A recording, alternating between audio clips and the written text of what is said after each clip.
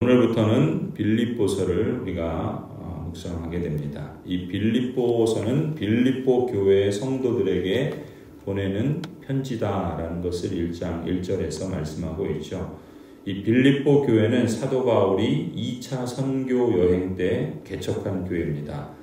그때가 대략 주후 49년에서 51년경, 지금부터 한 2000년 전에 이 땅 멀리 튀르키에 넘어서 그리스 땅에서 일어난 그러한 일이죠. 이렇게 빌립보 교회를 개척한 이후에 한 10여 년 정도 지났을 때 주후 59년경에 사도 바울이 로마 감옥에 투옥이 됩니다. 그때 감옥에서 편지를 써서 보내게 된 것 중에 하나가 바로 이 빌립보서인데, 이 빌립보서뿐만 아니라 에베소서, 골로새서, 빌레몬서, 이러한 편지들을 옥중서신이라고 부르죠. 감옥에서 투옥되었을 때 써서 보낸 편지라 해서 옥중서신이라고 부릅니다. 이 빌립보 교회가 어떻게 개척되었는가라는 것을 우리는 사도행전 16장에서 확인할 수 있는데, 2차 선교 여행에 대한 기록이 여기에 소개되고 있습니다. 튀르키예에서, 지금의 튀르키예죠. 이곳에서 유럽 쪽으로 방향을 돌려서 첫 번째 전도를 시작한 성이 바로 이 빌립보시입니다. 우리가 내년 4월경에 튀르키예 그리스 성지 순례를 하려고 하는데, 이곳을 우리가 지나가게 될 것으로 계획하고 있습니다. 이 당시에 이 빌립보시에는 유대인 남자 10명이 아마 없었던 것 같습니다. 아직 유대인 디아스포라, 흩어져 살아가는 유대인들이 그렇게 많지 않았던 것으로 보여요. 왜냐하면 사도 바울이 새로운 도시를 가면 전도를 하기 위해서 가장 먼저 찾는 곳이 유대인 회당입니다. 왜냐하면 유대인들은 해외에 나가서 살게 되면 10명 이상이 되면 무조건 회당을 세우기 때문에 그렇습니다. 그런데 이 빌립보시에는 회당이 없었던 것으로 보아서 아마도 유대인 10명이 안 됐던 것이 아닌가. 그래서 회당이 없으면 보통 유대인들은 기도처라도 만들어서 모이게 되는데, 사도 바울이 안식일에 기도처를 찾는 것을 보면은 그걸 알 수 있죠. 근데 기도처도 찾을 수가 없었던 것으로 보여요. 그러니까 이 빌립보시에는 유대인이 거의 없었던 것으로 보입니다. 이 빌립보시에서 처음 그 예수님을 믿게 되는 첫 회심자가 나오는데, 우리가 자주 들었던 루디아죠. 우리 자주장사라고 하는 이 루디아. 그리고 루디아만이 아니라 이 감옥, 빌립보 감옥에 갇혔을 때, 바울과 실라가 갇혔을 때, 거기서 감옥이 열렸을 때 스스로 자결하려고 했던 그런 간수, 그러나 너와 내 집이 구원을 얻으리라 라고 말씀했던 그러한 그 빌립보 감옥의 간수, 그리고 그의 집 사람들이 이 초기 개척 멤버였던 것으로 알 수 있죠. 그리고 이후에 에바브로디도, 유오디아, 순두계, 글레멘드, 이런 사람들이 이 빌립보 교회에 함께 교우가 됩니다. 그런데 대개 이들의 이름을 보면은 이들이 유대인이 아니라 이방인, 로마 그리스 사회의 로마 제국의 사람들이었다, 이방인이었다라는 걸 알 수 있고, 또 그렇기 때문에 빌립보 교회는 대부분 이방인들로, 당시의 시각으로 보면 이방인들로 구성된 교회라는 것을 알 수 있어요. 이 빌립보 교회는 개척 때부터 바울이 로마 감옥에 갇혀서 편지를 보내는 시점까지 한 10여 년 동안 지속적으로 사도 바울의 선교를 위해서 기도와 물질로 선교와 목회 사역을 후원했던 것을 알 수가 있습니다. 바울이 데살로니가에 있을 때에도 2번이나 후원금을 보내주었고, 고린도 교회에 있을 때에도 후원했고, 또 빌립보 교회는 예루살렘 교회를 위해서 기꺼이 구제헌금을 하는 등 진정한 사랑과 꾸준한 섬김이 있는 그런 교회였던 것을 알 수 있어요. 이 고린도 교회를 사도 바울이 개척했을 때도 바울은 선교 사역에 방해가 될 것을 우려해서 고린도 교회에 대해서는 사례를 받지 않을 뿐만 아니라 이 자비랑 사역을 하기도 했습니다. 그런 거에 비하면 이 빌립보 교회는 완전히 달라요. 빌립보 교회의 후원은 언제나 환영했고 또 그들의 후원을 감사히 받았습니다. 특히 바울이 로마 감옥에 갇혀서 이 편지를 쓰고 있는 당시에도 빌립보 교회의 성도요 또 빌립보 교회가 보낸 사역자인 에바브로디도를 보내서 바울을 후원할 정도로 이 사도 바울과 빌립보 교회는 아주 긴밀한 그런 관계 속에 있었던 것이죠. 이처럼 빌립보 교회가 10여 년 동안 하나님 나라의 복음을 증거하는 일에 사도 바울과 함께 꾸준히 헌신하고 물질만이 아니라 기도와 사랑을 보내준 그러한 성도들이었기에 사도 바울은 빌립보 교회 성도들을 생각할 때마다 감사하는 뜻에서 늘 그들을 자신의 기도 가운데 기억했던 것이죠. 그런 점에서 바울이 에바브로디도를 통해서 이 감사의 편지로 빌립보서를 써서 보냈던 것입니다. 오늘 3절에도 보면 그러한 말씀이 반영되어 있죠. 바울은 빌립보 성도들을 생각할 때마다 나의 하나님께 감사한다. 그리고 기도할 때마다 빌립보 성도들을 모두를 위해서 기쁨으로 항상 간구한다. 이렇게 말씀합니다. 빌립보 성도들이 복음 증거에 헌신하고 사도 바울의 사역을 또 함께 도우며 그를 사랑한 것처럼 사도 바울도 빌립보 성도들을 얼마나 사랑했는지 8절에 이렇게 고백하죠. 내가 그리스도 예수의 심정으로 여러분 모두를 얼마나 그리워하고 있는지는 하나님께서 증언하여 주십니다. 그리고 이어지는 9절부터는 사랑하는 빌립보 교회 성도들을 위해서 기도하는 내용을 소개하고 있죠. 이렇게 긴밀한 관계 속에서 서로를 위하고 또 서로를 위해 기도하고 또 후원하며 함께 하나님의 나라를 이루어가는 이 성도와 목회자의 관계는 참으로 아름다운 모습이라 할 수 있겠죠. 그렇다면 목회자 바울이 이 성도들의 헌신과 사랑에 감사하며 그리스도의 심장으로 그 사랑을 표현하는 구체적인 행위가 바로 기도였다라고 할 수 있는데 어떤 내용을 기도하고 있는가? 빌립보 교회의 성도들을 위하여 기도하는 내용을 우리가 주목해 볼 필요가 있겠죠. 사도 바울의 기도는 크게 세 가지라고 볼 수 있는데 첫 번째 기도의 내용은 9절입니다. 내가 기도하는 것은 여러분의 사랑이 지식과 모든 통찰력으로 더욱더 풍성하게 되는 것이다. 사도 바울은 빌립보 교회의 사랑이 결코 적지 않는데 그러한 사랑이 더욱더 풍성해지기를 점점 더 풍성해지기를 기도합니다. 특히 그 사랑 중에서도 지식과 분별력이 겸비된 그러한 사랑, 이러한 사랑이 풍성해지기를 기도하는 것을 볼 수 있습니다. 우리 교회 안에 예수님으로 말미암아 친밀감이 있다라는 것은 참으로 감사요 자랑거리라고 할 수 있죠. 그것이 건강한 교회의 특징이기 때문에 그렇습니다. 그런데 이 사랑을 더욱 지속적이고 온전하게 세우려면 우리끼리 사랑이 아니라 더불어의 사랑으로 한 걸음 더 발전해 나아가야 한다는 것이죠. 친한 몇몇 사람끼리만 친한 것이 아니라 교회를 방문하거나 새로 등록한 교우들에게도 관심을 갖고 사랑을 표현하고 그래서 우리가 더 나아가서는 모든 교회, 보편교회로서 한 하나님, 한 예수 그리스도, 한 성령님을 우리가 모시는 그러한 성도요 또 교인으로서 서로에게 대한 그러한 관심과 마음을 갖는 것이 우리가 더욱더 확대시켜 나가야 될 그러한 하나됨이라고 할 수 있습니다. 그래서 사도 바울은 사랑을 위해서 기도하면서 특히 지식과 분별력을 겸비한 사랑이 풍성해지기를 기도하는데 왜 지식과 분별력인가? 그것은 성숙한 사람의 특징이 바로 이 지식과 분별력입니다. 미성숙한 아이들에게는 분별력이 없어요. 뭐가 옳은지, 뭐가 바른지, 뭐가 하나님이 기뻐하시는 것인지 그냥 자기 것만 챙길 줄 알지 남을 배려할 줄 모르는 겁니다. 남의 입장에 서보지를 못한 것이죠. 그게 미숙한 거예요. 그런데 다른 사람을 생각하고 배려할 줄 안다는 것은 다른 사람의 입장에 서보는 마음을 갖는다는 것은 지식이 필요하고 분별력이 필요한 것이죠. 저절로 되는 것이 아닙니다. 그걸 추구해야 되고 그런 점에서 발전하는 모습을 나타내기를 기도했던 것입니다. 우리가 더 기도하고 더 풍성해지기를 실천해야 할 사랑이 있다면 바로 이런 성숙한 사랑이죠.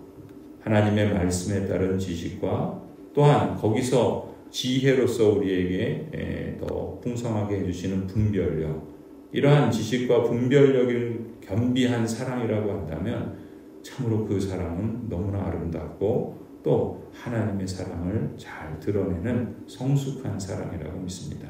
사도 바울은 빌립보 성도들, 특별히 긴밀한 사랑의 관계 속에 있었던 이 성도들을 위해서 이러한 기도를 드렸던 것이죠. 두 번째 기도 내용은 10절이에요. 여러분이 가장 좋은 것이 무엇인가를 분별할 줄 알게 되는 것입니다. 여기서도 분별을 위한 기도를 하는 것을 볼 수 있죠. 특별히 무엇을 분별하는가? 가장 좋은 것이 무엇인가를 분별하는 겁니다. 성도들이 지극히 선한 것, 가장 좋은 것, 그것을 분별할 수 있기를 기도합니다. 지극히 선한 것, 가장 좋은 것을 분별한다는 것은 최선의 선택을 할 줄 안다라는 것이죠. 달리 말하면 더 중요한 것과 덜 중요한 것을 분별할 줄 아는 거예요.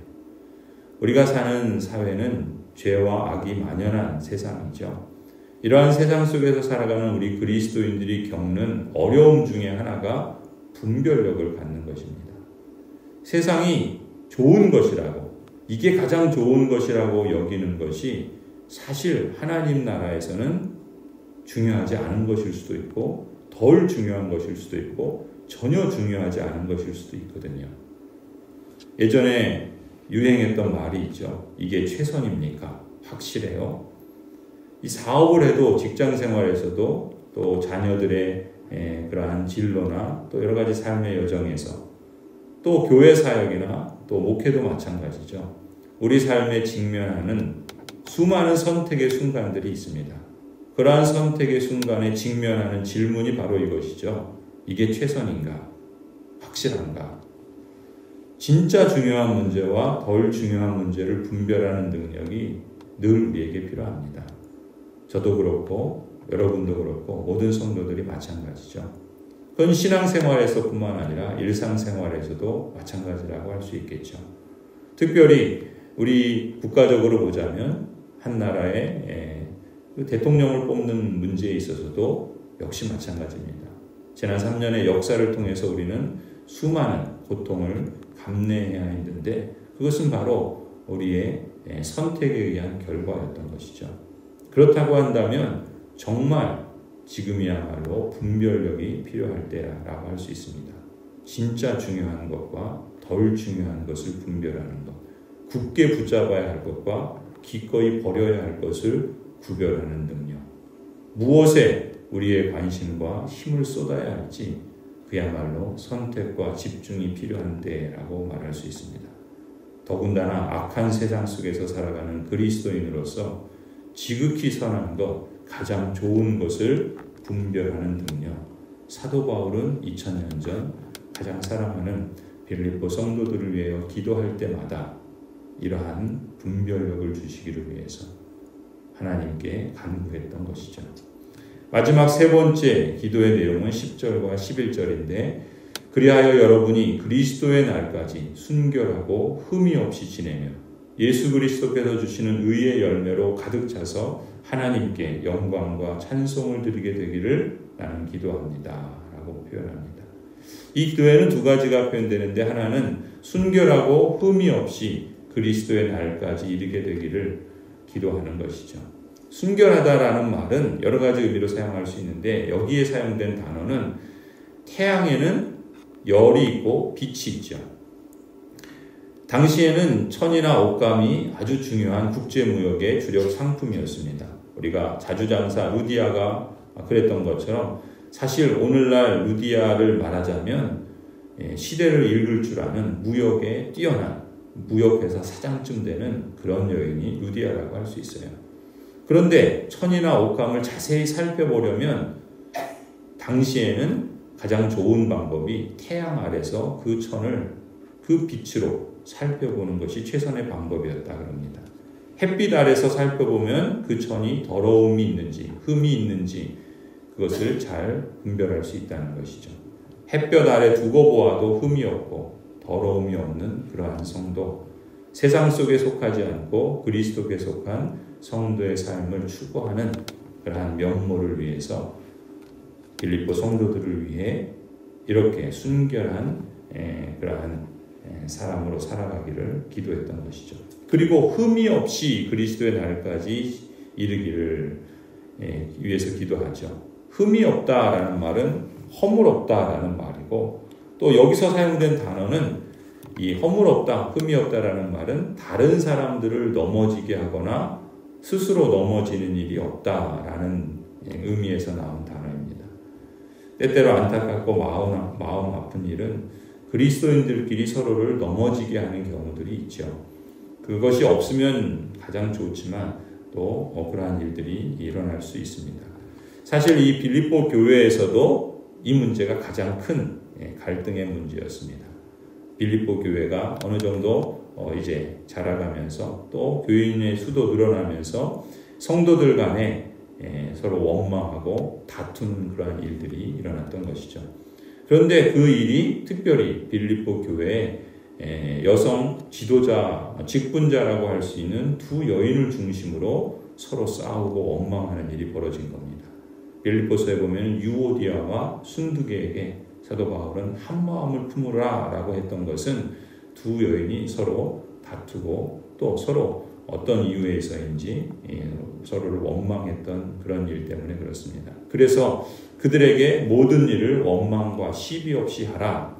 교회 사역을 할 때, 특별히 직분자로서 일을 감당하다 보면 앞장서서 무엇을 할 때 서로를 견제하고 서로를 또 원망하고 또 서로를 시비를 걸면서 다툼으로 하는 경우들이 있습니다.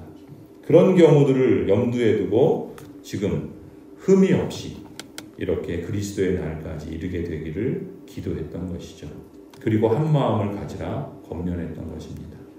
세상이 그렇지 않습니까? 오늘날 우리의 삶은 더욱더 척박해졌고 경제적으로 너무 어려운 시기를 겪고 있으며 또 사회 전체가 큰 혼란 가운데 이 문제들이 속히 해결되기를 우리가 기대하고 또 그리스도인들은 기도하지 않습니까? 어찌 보면 세상은 자기 한 몸 살기에 연연하고 자신 한 몸 건사하기에 급급한 그런 세상인지도 모릅니다. 사람에게나 교회에게나 비방하고 거치는 자가 아니라 오히려 여러 사람의 유익을 구하는 모습, 내가 누군가에게 부족하지만 그래도 힘이 될 수 있다면, 도움이 될 수 있다면 내가 좀 힘들어도 도움을 주는 삶을 실천하는 거죠. 그것이 그리스도인 다움이고 하나님 나라에 속한 사람으로서의 삶인데, 그래서 생명을 누리고 그러한 생명이 확대되는 삶이 있다면 그것이야말로 그리스도인의 매력이고 영광이 아니겠습니까? 그리스도인의 삶은 그리스도인 다음에 더 가깝고 충실하려는 평생의 배움이자 실천이라고 할 수 있습니다. 사도 바울께서 흠이 없이 그리스도의 날까지 이르기를 기도하는 것은 바로 이런 맥락인 것이죠. 우리 교회도 또 저나 여러분도 우리 모든 성도들도 그리스도의 날까지 순결하고 흠이 없이 지내며 또 그 그리스도의 날에 이르게 되기를 기도하고 힘쓰는 그런 성도들이 되기를 소원합니다. 그리고 사도 바울은 계속해서 성도들의 삶에 예수 그리스도께서 주시는 의의 열매로 가득 차서 하나님께 영광과 찬양을 드리기를 마지막으로 기도하죠. 의의 열매라는 말은 관계 속에서 맺는 열매입니다. 의라고 했을 때 신약 성경에서는 관계 속에서 책임을 다하는 것을 의라고 표현하거든요. 그러니 그러한 의의 열매는 내가 살아가는 삶의 자리, 그리고 내가 연결되어 있는 여러 관계들 속에서 책임을 다하는 것, 그런 과정에서 맺는 열매를 의의 열매라고 하는 것이죠. 하나님과의 관계에서 책임을 다함으로써 열매를 맺고 또 자기 자신과 다른 사람과 가령 가족들 사이에 또 직장이라면 또 일터라면 또 일하는 사람들 사이에 또 이 세상과 마을이라면 주민들과 또 더 나아가서는 이 다른 이 세상 속의 사람들과 더 나아가서는 이 자연, 하나님께서 만드신 피조세계와의 관계도 포함하겠죠. 이런 우리가 살아가는 삶의 다양한 관계들 속에서 우리가 책임 있게 살아감으로써 조화로운 관계를 맺고 거기서 기쁨의 열매를 맺는 것, 이것이 의의 열매라고 할 수 있어요. 이것이 그리스도인으로서 죄와 비참함에서 저주와 진노 아래서 우리를 건져주신 그 은혜를 깨닫고 감사하면서 우리가 믿음으로 우리의 평생을 살아가며 책임있게 응답하는 삶의 자세여야 하는 것이죠. 그것을 성경은 의의 열매다. 사도 바울은 성도들에게 이러한 그리스도께서 주시는 의의 열매가 가득 차기를 기도하는 것입니다. 그래서 하나님께 영광을 올려드리고 진정 하나님을 찬양하는 그러한 삶이 되기를 소원했던 것이죠. 우리 모두가 이 빌립보서를 묵상하면서 우리의 삶의 현재의 자리와 그리고 앞으로 나아가는 여러 관계 속에서 이처럼 신실하고 책임있게 응답함으로써 의의 열매를 풍성하게 맺어가기를 간절히 소원합니다.